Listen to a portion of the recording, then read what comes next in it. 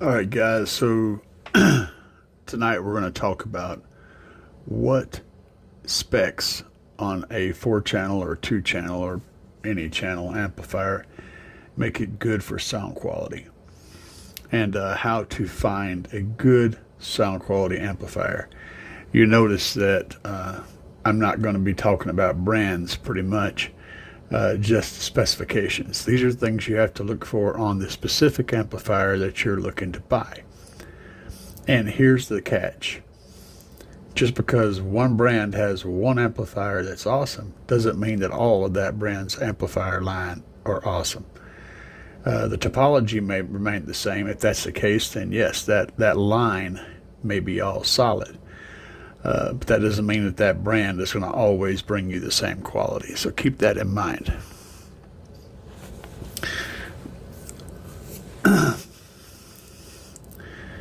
The first and probably one of the most important things we're going to talk about is dampening factor. And your dampening factor is essentially, if you think of your subwoofer and it's the components on your subwoofer that restrict its movement as springs and shocks, okay?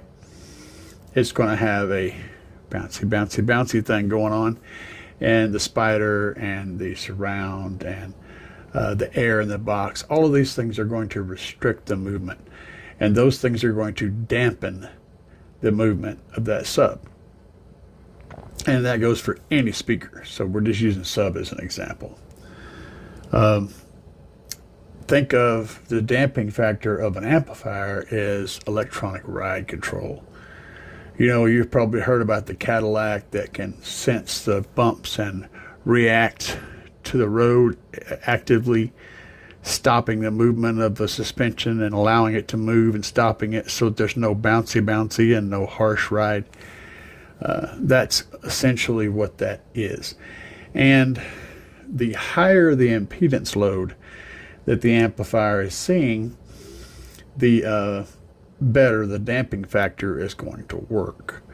So an amplifier with a damping factor of, say, 100 at 4 ohms might have 75 dampening factor at 2 ohms. So the higher that impedance load is, the better for damping factor.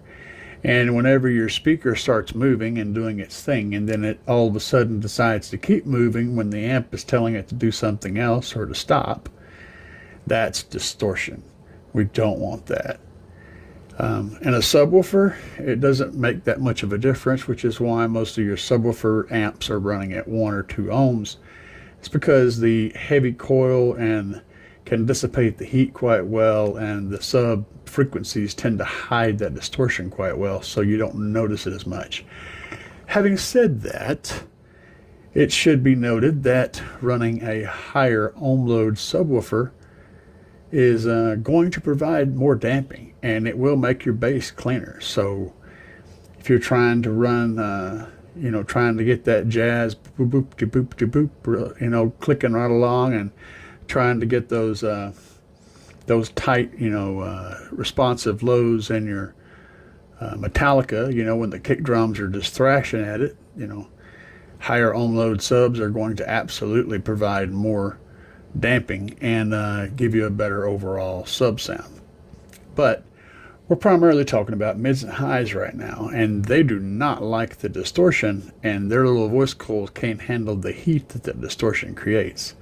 So we absolutely want to dampen those as much as we can, and we want to have efficient heat dispersion.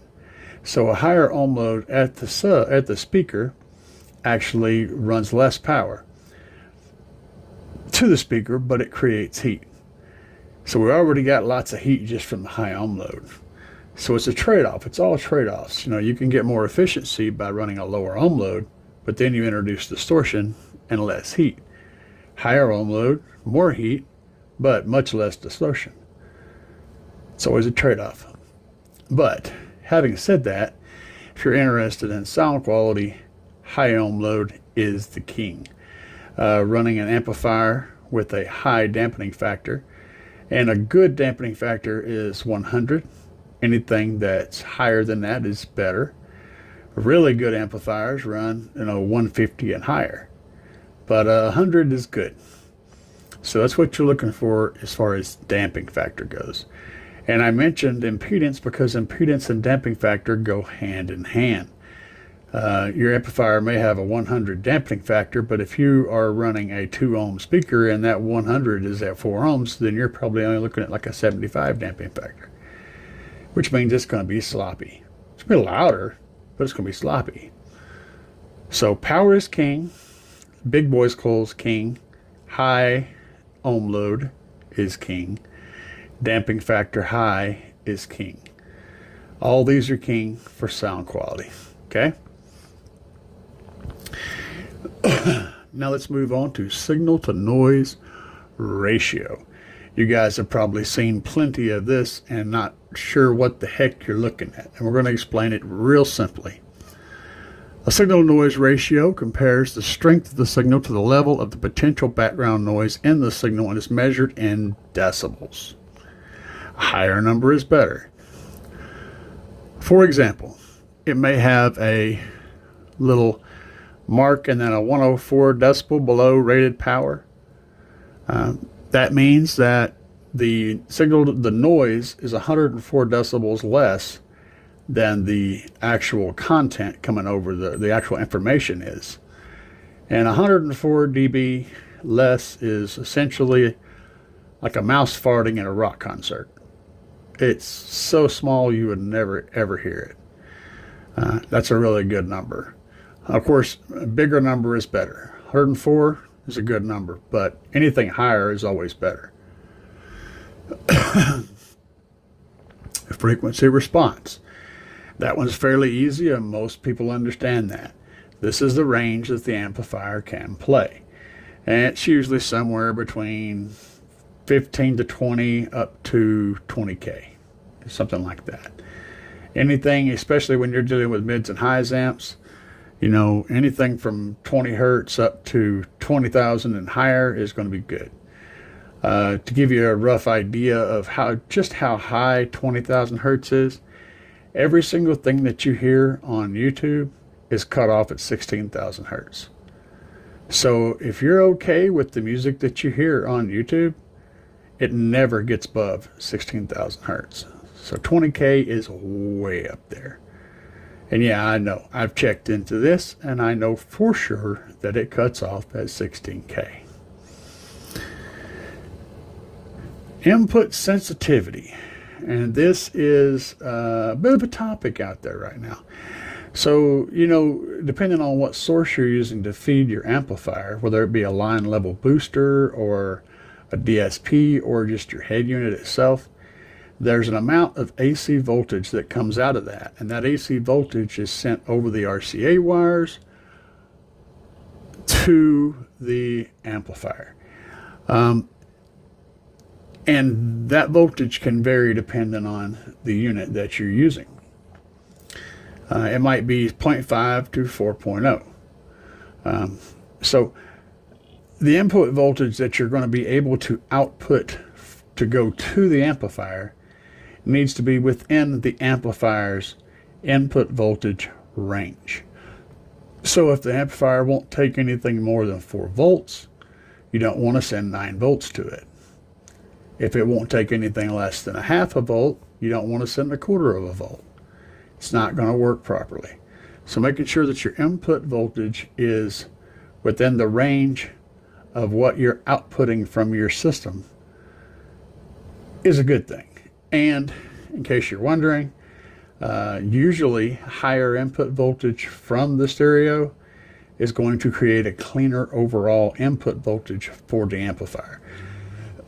So if the amplifier is rated at, say, 5 volts on its top end, sending it something really close to 5 volts is going to net you an overall better sound. It's going to give you less floor noise. It's going to give you more dynamic sound, and overall less heat, less everything. More good stuff, less bad stuff. Higher voltage is good, but you don't want to send more voltage to the amplifier than it is designed to handle, because then you run into other problems. Lastly, some of the things you might look for on an amplifier are, of course, how many channels it outputs, how many channels it can input, what abilities it has to sum or to manipulate crossovers or slopes or any of those things, unless you're going to be using a DSP. If you're going to be using a DSP, then none of that matters except for how many channels it can input and output.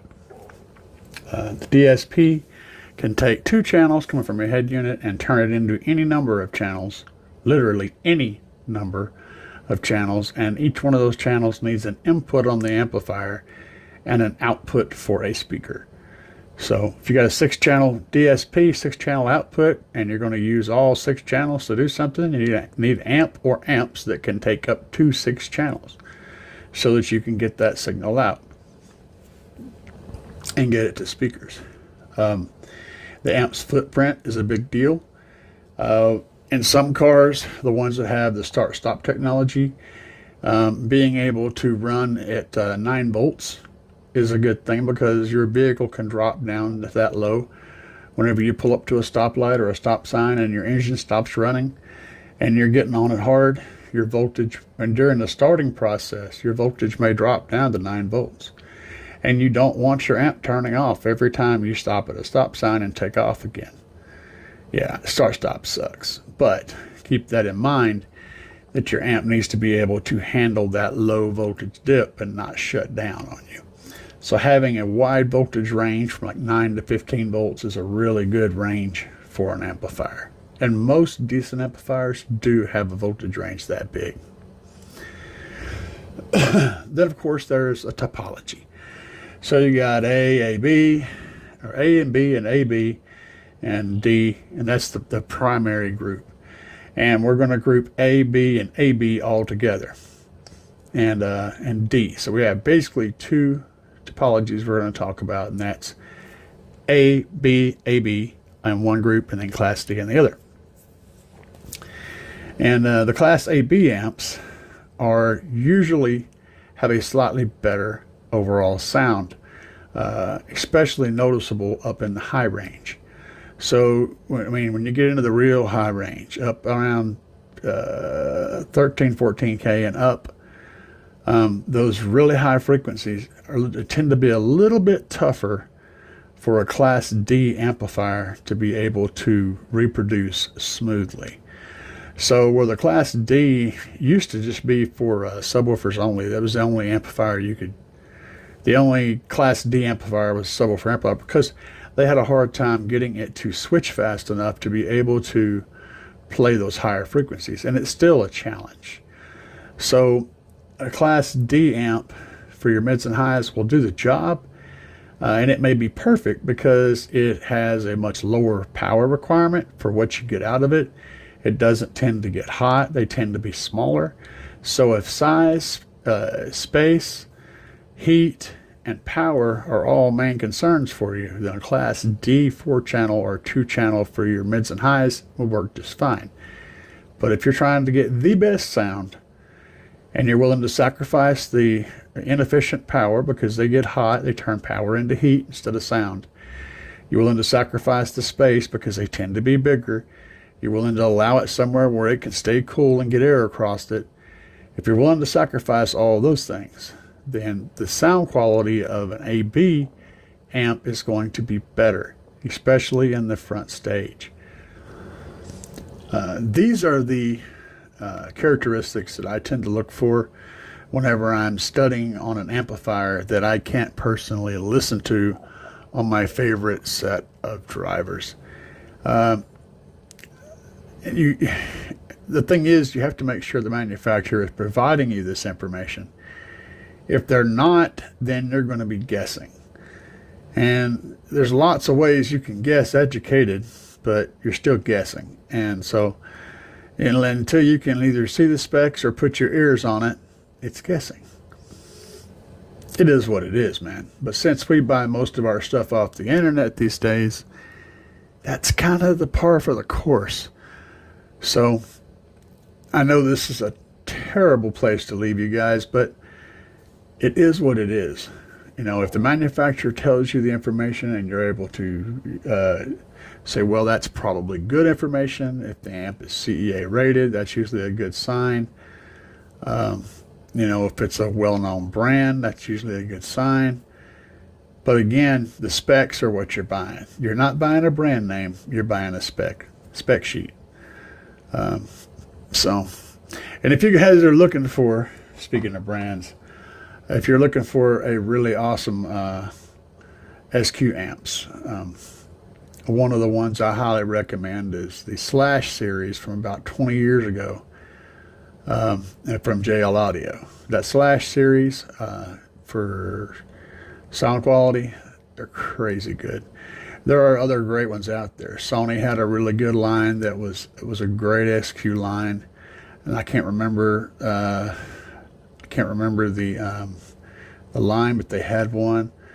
Of course, Morel, Pioneer, and Kenwood, and Focal, they all have some great amplifiers, but you're not buying the name brand. You're looking for the specs. So shop by specs, not by brand. I can't stress that enough. Anyway, guys, hopefully this was helpful to you. If it was, please hit that subscribe button. Consider joining my channel. Peace, guys.